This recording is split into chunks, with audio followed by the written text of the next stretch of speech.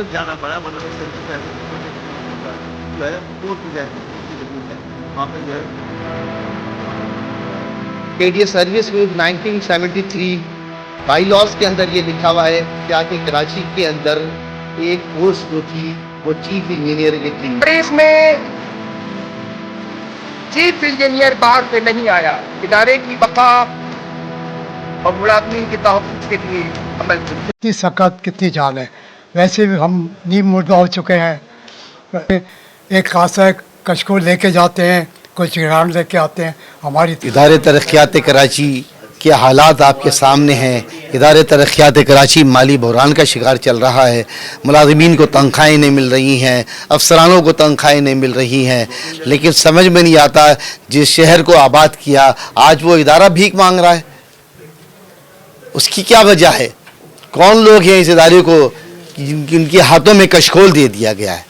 तो समझ में ये बात आती है कि हुकूमत सिंध ने जो है इस इदारे को तबाह व बर्बाद करने के लिए, आपको मालूम होना चाहिए एक एक्ट के ज़रिए से 2016 में इदारे तरक्यात कराची को बहाल किया गया था।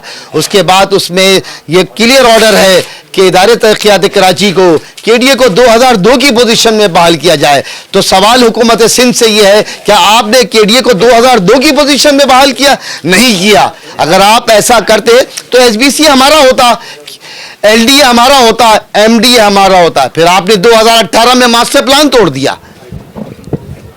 तो ये नहीं होना चाहिए। ये कराची जो है कराची डेवलपमेंट अथॉरिटी है, यहाँ पर पूरे शहर को इसने आबाद किया है, समझे। और अब उस पे ये है कि अब जैसा केडीए की सीटें हैं, जो केडीए के बाईलॉज हैं, उस केडीए के बाईलॉज को भी इन्होंने बिल्कुल साइट भी कर दिया है। अभी चीफ इंजीनियर के सिलसिले में जैसा है कि आप पता है कि उन्होंने बाहर से चीफ इंजीनियर को लाके बिठा दिया है। अब चीफ इंजीनियर सीट हमारी है, समझे। बाईलॉज हमारा ये कहता है कि हमारे बाईलॉज 94 सफ़ा उठा के पढ़ ले, समझे। कराची डेवलपमेंट अथॉरिटी का रूल है 1973, आप उसको पढ़ें। लेकिन आपने 60 दिन के लिए बिठाया हो या एक दिन के लिए बिठाया, आपने क्यों बिठाया? क्या यहाँ इंजीनियर नहीं? कराची को कौन आबाद कर रहा है? इस इदारे के इंजीनियर तो आबाद कर रहे हैं। जितना भी आपको अंडर बाईपास नज़र आ रहे हैं, जितने पुल नज़र आते हैं, ये किसने बनाए? केडीए के इंजीनियरों ने बनाया। तो ऐसी क्या वजह थी आपने बाहर से ला? लेकिन इस बात में समझने आखिरकार एक्शन कमेटी बनाई गई, ऑल ट्रेड यूनियन और हाई कोर्ट के अंदर सीपी दायर कर दी गई है, समझे। और अदालत में मौजूद जज बैठे हैं, वो भी यकीनन देखेंगे, फैसला आप सुनाएंगे अपना, जो हक है वो कामयाब होंगे हम यकीनन। हम लोगों ने जब ये देखा कि ये मसला आया तो गुनाह तो चाहे वो एक कतरा हो तो गुनाह है, चाहे वो 100 पूरी बाल्टी गुनाह हो। हमने तो ये इंतजार किया कि शायद इंतजामिया और हमारी इस बात पर तवज्जो दे और हुकूमत से बात करे और इनको यहाँ से हटाए, मगर हमने ये देखा कि इंतजामिया अपनी मनमानी पर उतरी हुई है।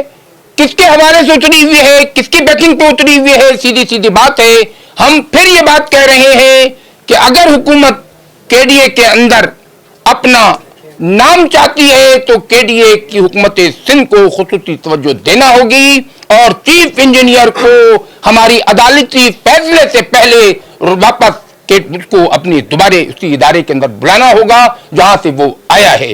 केडीए ट्रेड यूनियन अलायंस इस पर भरपूर एहतजाज करती है और करती रहेगी। इंशाअल्लाह मुलाजमीन को मायूसी नहीं होगी और इंशाअल्लाह मुलाजमीन 8 से 10 दिन में बहुत अच्छी खुशखबरी सुनेंगे। केडीए लेबर यूनियन जिंदाबाद। सबसे पहले तो मैं इस बात की थोड़ी सी तनकीद करता चलूं कि जब 20 करोड़ मिलते थे तब भी हमें रोना था, फिर 28 करोड़ हुए फिर भी हमें रोना था, फिर 32 हुए फिर भी हमें रोना, और अब 40 करोड़ हुकूमत सिंध हमको ग्रांट, तनख्वाह और पेंशन की बद में दे रही है। इसमें हुकूमत का कोई दखल नहीं है, इसमें केडीए इंतजामिया पूरी तरह इन्वॉल्व है। मुलाजमीन की तनख्वाहें और पेंशनें वक्त पे ना देना ये केडीए इंतजामिया का काम है। ये केडीए इंतजामिया हमारे मुलाजमीन के साथ जुल्म कर रही है। हम उसके खिलाफ शदीद एहतजाज करते हैं और हम मुतालबा करते हैं वजीर बल्दियात और वजीर आला सिंध से कि केडीए की तरफ खुसूसी तवज्जो दी जाए। ग्रांट देने के बावजूद केडीए एक इदारा है जहां रिकवरी और लैंड और आईटी का डिपार्टमेंट है, उसके बावजूद हमारी अर्निंग नहीं हो रही और हमारा जो रिकवरी का सिलसिला है वो कहां जा रहा है, उसको मिलाकर भी अगर हम करते हैं तो तनख्वाहें हमको 15 से 25 तारीख तक दी जाती हैं। KDA trade union action committee इस पर भरपूर एहतजाज करती है और हुकूमत से मुतालबा करती है कि इसकी जानिब खुसूसी तवज्जो दें। केडीए लेबर यूनियन जिंदाबाद। बिस्मिल्लाहिर्रहमानिर्रहीम।